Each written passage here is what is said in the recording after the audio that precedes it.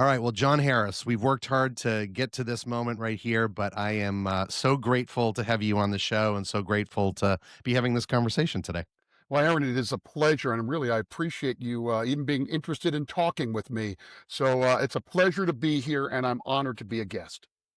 Well, you've definitely done a lot to deserve it. And I think as people are going to realize, there's a lot to the man named John Harris. And one thing that I do an upfront intro to this. And so I'll give all of your accolades and all the amazing things you've accomplished. But I do like to always find out from guests how you got into the field of communications. You've been an exec at a number of Fortune 500 companies. So tell the guests, how did that happen? Absolutely. I entered Rutgers University, pre-law, pre-med, which I thought I wanted to be a doctor. Then I went pre-law. And then I was okay until the LSATs, really. But I realized that I had a great love after I stopped doing pre-med and stopped doing pre-law. I found I had taken a communications class by a wonderful professor at Rutgers named Todd Hunt. And Todd really gave me the introduction to communications, and it was something that I took to immediately. And I loved the idea of connecting people and helping create news and elevating a story and the whole concept of storytelling. I just loved it, and working with these core stakeholders and all the nuances that are involved in storytelling. And I just loved it. Took to it, made communications my major, and then when I was in college, I won tickets to see Billy Joel on New Year's Eve at Nassau Coliseum, Did and you watch the documentary, by the way? oh, I did. I loved it. What did you So think? good. It Amazing. fantastic, and he is just incredible. He really is, and uh, and boy, and one of my true favorites musically. I mean, just he's genius. Definitely top three. But I won these tickets, and I had to go to WXRK in New York, which was K Rock, home of Howard Stern and Hmm. Hmm. and Joe Walsh and the Turtles, who were a singing group from the '60s, Flo and Eddie. And I went to pick them up, and this was back in the day when you had to pick them up in person, and there were actual tickets that you needed to get. And I said to this woman, Diane Iriarty, back then, I said, "Hey, I'm also supposed to talk to someone about an internship," which of course I wasn't supposed to, but I was in college. I was a senior, and it was right before senior year. And I figured, what the heck, let's do it. And she said, "Oh, you mean Jeff Zapin? Okay, come tomorrow at 10 a.m. and you'll do your interview tomorrow." And that's how it happened. I showed up in my best Marshall's irregular suit the next day, taking the 197 bus to Manhattan from New Jersey, Wayne, New Jersey. And I nailed the interview. And Jeff Zapin at the end said to me, "I don't ever want to see you in a suit again," which was okay with me because I didn't particularly love that suit. And I got a chance to meet some of my lifelong friends who I'm still friends with today. And really, that started me on just the importance of relationships, where I really understood in our industry, and really in any industry, the true importance of relationships. And I still work with those guys today. I was just at Gary Delabate from the Stern Show, the executive producer, at his wonderful son's wedding. So a few weeks ago. So it's amazing the twists and turns you take in life. And you collect these wonderful, wonderful friendships along the way. And yeah, it's been a great blessing, and I've never looked back. Well, it's interesting. That's kind of the Rosetta Stone now, John, having known you enough to be dangerous, that connects a lot of dots for me. And we'll talk more about some of these connections later. So I appreciate you giving me that insight. And I love the fact that John is one of the nicest guys you'll ever meet, and you'll find that out later too. But clearly you are a hustler, and I love the fact that you are a hustler. So Thanks, brother. speaking It means of, a lot. Thank you. well, of course, you have this day-to-day job as EVP and Chief Communications and Networking Officer at a place called Conagra Brands. And for anyone not familiar, you actually are. They make a lot of products that we have in our kitchens, like Duncan Hines, Bird's Eye, Vlasic, Slim Jim, Marie Callender's, one of my favorite Orville Redenbachers. Now I'm hungry. What does a day in the life look like for John Harris? Well, that's the great thing about it, Aaron. It is, my day started at 6:30 today, and there's never 2 days the same. I can be dealing with, I met with my CEO already. I met with my CHRO and my COO this morning already. We're talking overall strategy. We're talking marketing responsibilities and opportunities, and communications and narratives and so on. We talk about supply chain. I mean, every aspect of the business. One of the great things to be in my position at this organization, this great organization, is I get a chance to work with so many different people because all of them are a big part of us telling our overall narrative, our overall story, and each play a part in each chapter. So for me, I spend the day working with all of my peers, my senior peers here, as well as our brands, to really get a handle on what we should be telling, what story we should be telling at any given time. And as you know from doing this for so many years, we do the good, the bad, and the ugly. The good is Mhm. all the great stuff that you see, the WWE work that we do, the pickleball association work that we do. All that is fun. Khloe Kardashian and Dolly Parton, which is a blast to do. But then there's the bad and the ugly, right? I mean, we deal with crisis work, we deal with recalls, hopefully not too often, and we also deal in this marketplace with a very challenged industry. The CPG industry is between inflation going up 45%, input costs going up 35%, MAHA and tariffs. It's definitely a different arena right now, and we're all adjusting to it and doing the best we can. So, but my job always is to protect, serve, and build on the reputation of our corporation, of our brands, of our concerns, and of our executives, particularly my CEO, Sean Connolly. Well, it is complicated, and I can't even imagine being at a CPG, given what we're going through. And you mentioned the "Make America Healthy Again" or MAHA, which I'm sure is a daily something to keep it abreast of. We'll leave it at that, so we don't get you in any trouble. No, we're good. I have to tell you though, for us, we're very, very lucky because we stopped taking dyes out about 10 years ago. And so it really has made a difference. So for us, 99% of our frozen portfolio, which is one of our big segments, it's frozen and snacks. Our frozen portfolio is dye-free, and I think we're pretty much at around 95% right now of the rest of our portfolio being dye-free. So it's just going to take a couple of tweaks, but we are in it to win it, and we are certainly here to do the best for all of our key stakeholders, most of all our consumers. Well, it's nice when it works out that way. So kudos, and Thank kudos you. to Conagra for being out ahead of the curve. I do want to talk about something, and we touched on this before. You are like an onion, right? So not just being satisfied with communications I at make people numerous cry. you, you never make it crying with laughter. That's the only thing you make them cry with, Thanks, John. bro. You did a stint on the Meredith Vieira show, a lot of different roles, but you actually became a correspondent toward the end. And then Yeah. something that blew me away, and I think I texted you right after this. I'm watching this show called Somebody Feed Phil, well, with Phil Rosenthal, who I think was the showrunner for Everyone Loves Raymond. He was one of the creators of that great show. And all of a sudden, I'm watching this Chicago-based show that Phil did. I think it was like season 4 or 5, and Yep. there's none other than John Harris. And I'm like, I know that guy, and I took a screenshot and texted you. So, what's the driving force behind John, the TV personality? Well, it's great to say that. The driving force is I'm only as good as the friends that I keep there. And I'll tell you, I've been very fortunate to meet so many people in my career, as you well know, and make them dear, dear friends, Al Roker being my best friend on earth. And I have to tell you, through Al, I met Phil Rosenthal. So we became friends. I've known Phil for about 15 years now. And Phil is a dear, dear friend and mentor. And so the first time I did the show was season 1 with Al, where I tried oysters for the first time and actually liked them. So Wow. I have to credit Phil. We were in New York. I think we were at the Hudson River. I don't know. I believe it was the Hudson River or the East River. And somehow we got some great oysters, and it was delicious. And then a season later, when he came to Chicago, he had me host him here as well. I was happy to host him here. And boy, it's amazing how many people have seen that show, Aaron.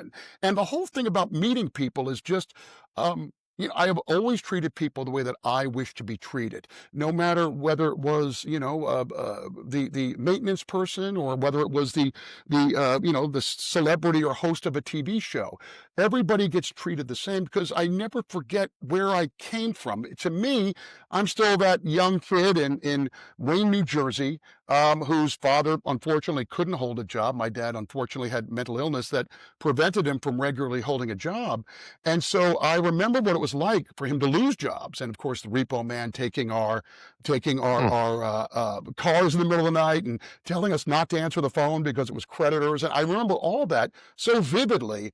And I vowed when I was a young kid, I said, boy, if I could ever do anything in my life that will prevent someone else from going through this, I'll do it. And that's precisely what I've dedicated my career to, which is not only the wonderful companies and brands that I've gotten a chance to serve and support, but then also making sure that I'm there for those who need it most. And yeah, I think my track record and my batting average is pretty good with helping folks. And I do believe in karma, and I get such joy out of doing it, Aaron. It's truly to help others is how I truly gain my joy and in many ways my value. I just feel that I love being able to help someone solve problems, make them feel better, put a smile on their face. And if I can help them get a job or an internship or help them network, because nowadays networking is more important than anything. And it's amazing how many folks our age really have never networked before. I spoke with someone recently who's in his late 50s, older than us, and he had never networked before. And it's never too late to do it. So I'm always happy to help, but if you can do it earlier, it's just better for you. So that's a little bit about my psyche and where everything kind of comes from. But I've been blessed to meet so many people along the way. My mentors have been just incredible, and I really many times I have to pinch myself to have even known for even knowing these people, much less working with them and having them give me advice and so on and guidance. It's just incredible. It's been a wild ride, my friend, and there's more to come, but it's been a wild ride so far. Well, we it's a good setup for a couple other things we'll talk about. A few that are a little lighthearted and some that are much more serious, but in a good way. And thank you, by the way. That's like touching that you shared that story about your dad. And I'm so sorry, but clearly it did teach you something, and you've really lived up to your word. Thanks, So, brother. speaking of some of these fun things, you're welcome. One of the things you do that I love, and I was going to lean into this, but there's a new thing that I just learned about on Ken Jacobs' podcast that I listened to this morning. So you do these sort of inspirational words of wisdom on LinkedIn every Yeah, day. I would encourage people to follow John on LinkedIn, and we'll give you a shot to tell people where they can find you. sure. But I found out about this thing called the basement sessions, and I'm fascinated and actually watched a couple as well. So tell us about the basement sessions and actually give us the origin story. Well, sure. Well, when COVID first started, almost 6 years ago now, right? When COVID first started, I was home just like everyone else. I was scared just like everyone else. And I saw famous artists performing, doing home concerts, maybe a couple of songs. And so I just started doing it, being a musician and loving music my whole life, playing guitar. Uh, I used to write a lot of music back in the day and performing in New York City and Greenwich Village and so on. I thought, my gosh, I think that I could do. I've done it before a couple of times on Facebook. I think I would, could maybe put a smile on someone's face if I started performing. And I hadn't performed in a long time, Aaron. I mean, I hadn't, I used to play out all the time when I lived in New York, but I've been in Chicago for 25 years, and family takes precedent over Yep. over everything, as does Right. career. And so I really didn't do that, and I forgot how much I loved to. I forgot how much I loved to play live. And so what happened, these one songs started becoming two songs, three songs, and then started to become a full session. And a few weeks in, I started taking requests on the fly. And a few weeks in, I brought in a dear friend of mine, a guy named Aaron Weistrop, who's an amazing guitarist and actually used to be my guitar teacher back in the day. And we just started doing these together. He was in a mask in my basement, and I would play.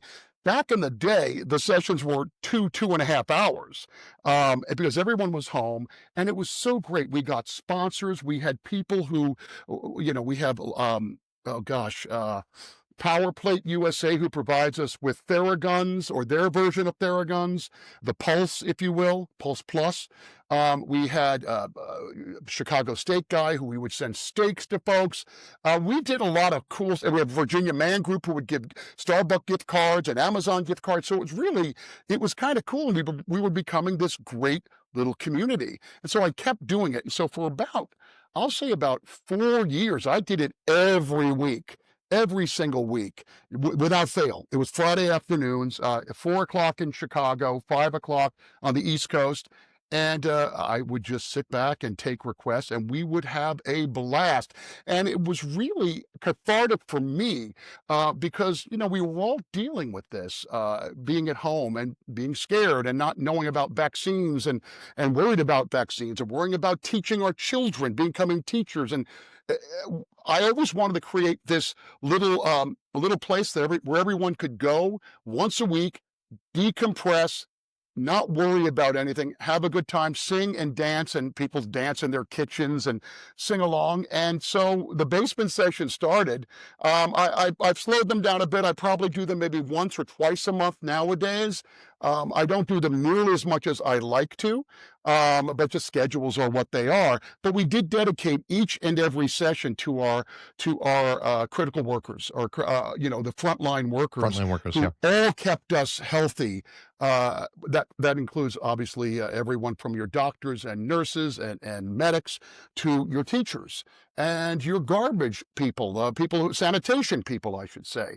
Everybody who helped the country run and helped the world run during this critical time and keep giving people hope.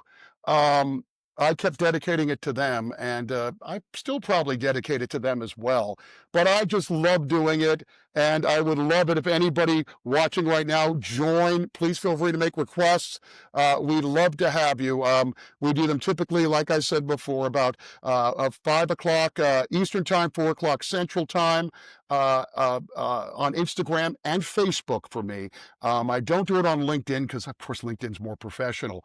But we have a blast, and you are a VIP guest, so please come anytime, everyone. Aaron, of course, you are, but everyone watching, you're a VIP guest. We'd love to have you. Well, a couple of follow-ups to that. So one, I'll put the links in the show notes. Two, Al Roker, you mentioned. So I loved a comment you mentioned on Ken's show, which was you'll have high school friends and then people like Rachel Ray and Al who show up. Yes. Three, for anyone that listened to the Al Roker interview that I did, that was courtesy of John. We were actually supposed to do it together. It's a bummer that we didn't, but I love that I get to talk to you and learn more about you. And then this is the thing that I really want to lean into, because this is really the focus of the show, and that is influential people doing societal good. So we talked about your LinkedIn posts. We talked about the basement sessions, which are nice, fun ways to sort of get people raised up. But you do multiple nonprofit organizations like Yeah.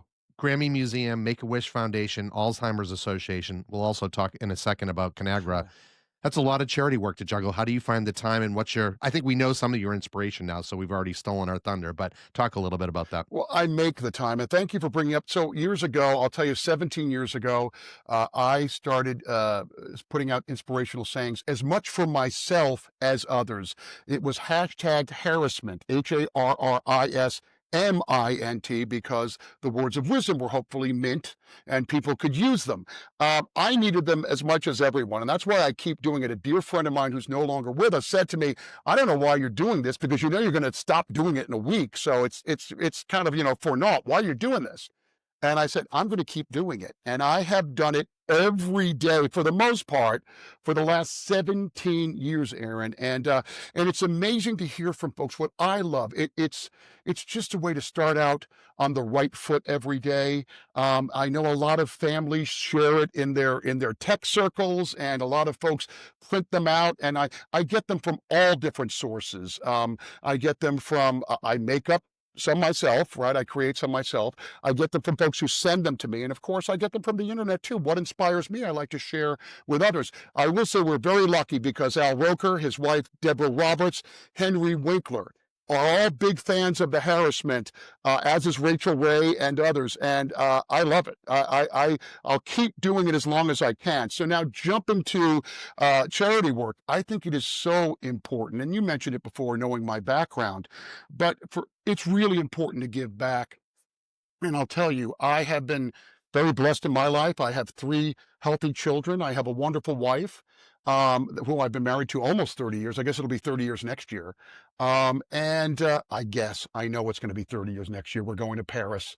I'm trying I'm to be I'm cool. I'm 30 years next year as well, John. So I think we have many perils in our life. There's one more right C- there. Congratulations, brother. You Oh, you too. could grow a goatee. I can't. It looks terrible, but and it looks good on you.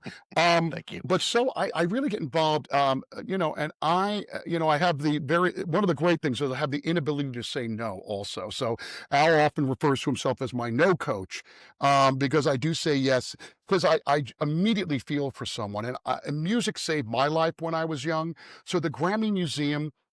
Is just incredible to work with and to help celebrate educators and help educate all of these young children all over the country and the world in many cases. In addition to that, I'm on the Teach Rock board, which was started by Stephen Van Zandt and Susie Buffett. And Susie asked me to join, and I've been on that for about 4 years. And they're all about providing educators with lesson plans and content that they can share with their students and get accreditation and so on. And it really is something special. It's arming teachers with what they need in today's world when so much of the arts is getting cut in schools everywhere, providing them with the support that they need so that they can teach. And the great thing about Teach Rock, you're not just learning music. Through music, you're learning math, English, history, social studies, geography, everything. So it really is exciting. So I do that. I do a lot of work for Make-A-Wish, another great group that I just love to work with. And I've helped them get some of my friends do some hosting for them for their annual gala, the Wish Ball. John Hamm, John Stamos has been so kind to do it twice for me. Jim Gaffigan did it for me last year. So I'm very lucky to call upon some of my more high-profile friends to help make a difference as well. And they certainly do. I get such joy out of that. And the Alzheimer's Association. My grandfather suffered from dementia, and I remember what that was like. And I just think that organization is so wonderful that I love helping them.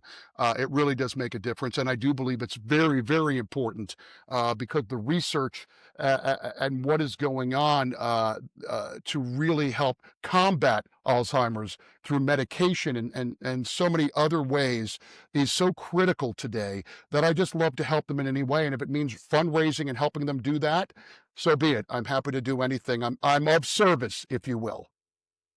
Well, we thank you for all of the great work that you do, and you're a good man. And speaking of, you do have the benefit of not only doing those personally, Yeah. but then your company has a foundation, and I believe you're the chairman of the Conagra Foundation.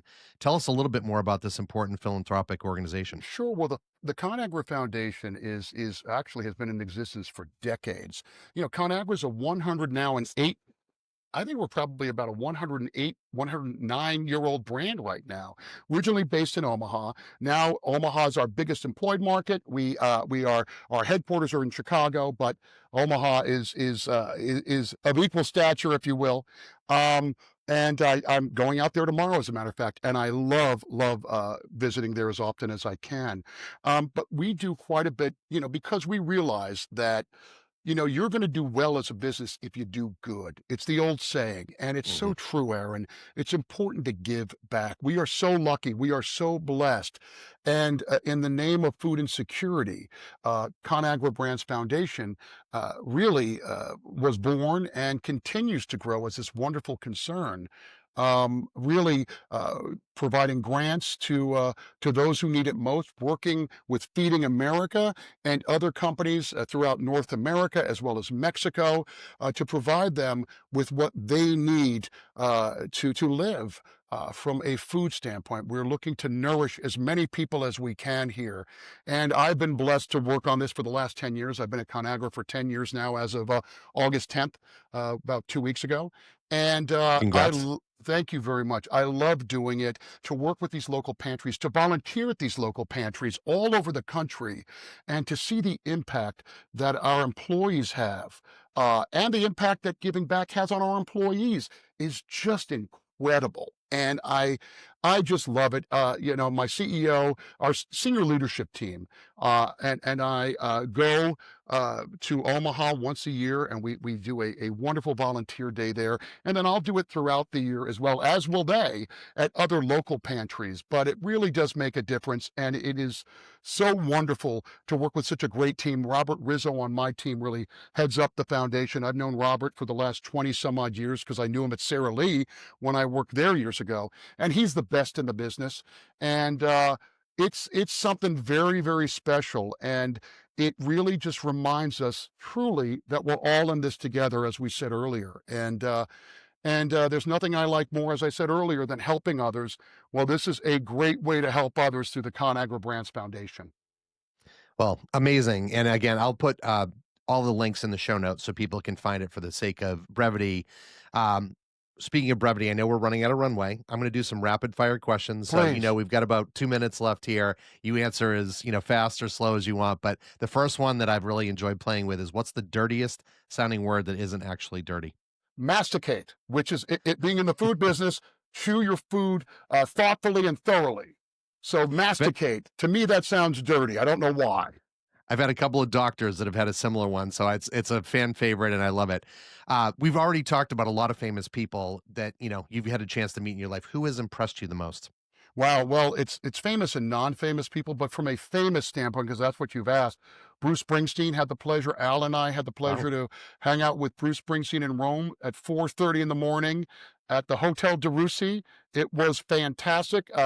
And Bruce was everything you'd hope he'd be. Now, I'm a lifelong fan, but to hear it from his words and to just be there was just so special. And what an honor. Honestly, I don't even, I don't even know what I did to deserve it, but being there, I felt very Zelig-like. Another time, a dear friend of mine, Tony Russell, is manager to Keith Richards, and I found myself in New York City at the Marquee Club, celebrating their DVD set back in the day for Best Buy, which was called 40 Licks. And I was partying with the Rolling Stones and The Sopranos, which was just Holy cow. surreal. I'm telling Charlie Watts, may he rest in peace, about, he's telling me not to ruin the ending. And I'm telling you, it was just surreal. And they couldn't be nicer. It really was a real special moment. I've had the pleasure when I was at Pepsi to work with speeches with George Herbert Bush and Margaret Thatcher. I've had the pleasure to work with Ray Charles when I was at Pepsi as well, and Shaq, and oh my gosh, I'm still friends with Peekaboo Street, and it's just amazing. It's amazing the people that you meet in your lifetime. And again, if you treat them well and you treat them with respect and exactly the way that you wish to be treated, it's going to work out. It's going to be great for you. And somehow, maybe someday you'll call them dear friends, which I've been so blessed to be able to do. Now you all know why John is the most famous, non-famous person you've ever met, but he is definitely an influencer, and I love those stories. Two last ones. Sure. Biggest regret. Biggest regret, easy. That is, I wish I didn't travel as much when my kids were young. Nowadays, you don't have to travel as much, but when Aaron and I started back in the day, it was all about travel. It was all about creating relationships. And of course, Yep. face-to-face communications is always the strongest, still is. So I did quite a bit of travel earlier in my career, and I had young kids, and my wife was incredible. My wife, Allie, was a stay-at-home mom, and she did just an extraordinary job. But I look back on those days, and I wish that I was present when I was there, but I just wish I didn't travel as much. They still turned out great. I love them more than anything in the world. But yeah, if I didn't travel as much, I know I've said it 16 times already. That's my one regret. Keep going. I hear you. Shout out to Allie. Okay, last one. And I know the answer to this is not Oasis because you just saw them at Wembley. Name one band or artist you wish you had seen in concert. Well, that's great. I had seen Oasis already in the 90s, a few times, and then once in the 2000s. I'm seeing them again Thursday night here in Chicago. If Oh, you wow. get a chance to see them, Aaron, I tell you this, and I tell this to all of your viewers and listeners, Go do it. It is extraordinary. They are fantastic at the top of their game, which is really, really terrific. We had such a blast. It might have been my favorite concert experience ever, Wow. being at Wembley. I've never seen a football match break out into a concert in my life. And they went through 250,000 beers per night at Wembley, 5 nights at Wembley. They sold out, and it was quite obvious, looking at the crowd, that people had enjoyed their pints. So an artist that I wish I'd seen in concert, I'll give you a few. Is that okay if I give you a few? Sure. Anything for El- you, John. Elvis Presley. Thank you, Aaron. That's a good one. The Beatles. Led Zeppelin. I Oh, was too yes. young. Yep. Queen. I wish I had seen Queen. I've So, seen Queen they're, with Adam. they're Yeah. I was going to say they're touring with Adam Lambert, but you're right. It's not the same as Freddie Mercury. No, I saw them with Adam Lambert. Fantastic, worth going to, but it wasn't Freddie. Freddie, I believe, is the greatest frontman of all time. Yep. Who else? Who else have I not seen in concert that I would love to see? Oh, I wish I would have seen Stevie Ray Vaughan. Well, that would have been a good one. Yeah, for Yeah, sure. yeah, that's always that's a regret of mine. But yeah, yeah, but I've been so blessed to see so many great shows over the years. So I'm not I'm not looking back with any regret there, but I am looking forward to the next show. I love it. Well, and this is a guy who hung with Bruce Springsteen and the Rolling Stones, and we will have. He's not an original member, but he's touring with them, and his name is Chuck Leavell, and he's the keyboardist for the Rolling Stones. So he'll be on a subsequent show, which we're excited about. So keep your Fantastic. ears out. Chuck is amazing. You will love Chuck. He is just incredible. And boy, he is quite the engine and music arranger for the Rolling Stones now. So I saw the Stones last year, twice here in Soldier Field in Chicago. They were fantastic. And I've seen them a lot in my life, and they were at the top of their game last year. And Chuck Leavell was right there rocking it. And I can't wait to listen and watch that podcast. Awesome. Well, on that note, John, I know we need to go. Thank you so much for all that you do for society, for being such a inspiration, such a great guy. I've really enjoyed this conversation. Thank you for taking the time. Aaron, I'm only as good as the friends I keep, and I'm very lucky and blessed to call you a dear friend. So thank you so much. And thanks everybody for listening.